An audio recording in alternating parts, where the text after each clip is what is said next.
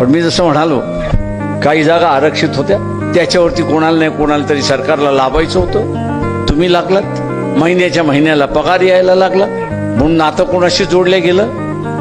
दारूशी जोडलं गेलं, मटणाशी जोडलं गेलं आणि स्वतःशी जोडलं. ना कुटुंबाशी जोडलं गेलं, ना चळवळीशी जोडलं. आणि आज ज्यावेळेस बाहेर जाण्याची वेळ आली, त्यावेळेस मला लोक म्हणतात काहीतरी करा. म्हणून मी मग असे म्हणालो की सातत्य असतं हे सगळ्यात महत्वाचं. एक विचाराची बैठक असतं हे महत्वाचं. ती विचाराची बैठक असेल तर ती सातत्याने आपल्याला सांगत असते की नाही, तू याच मार्गाने गेला पाहिजेस, ज्या मार्गाने चाललाय त्या मार्ग चुकीचा आहे. पण आपली विचाराचीच बैठक नाही, विचाराचीच बैठक नाही अशी असणारी परिस्थिती आहे. आणि ती विचाराची बैठक नसल्यामुळे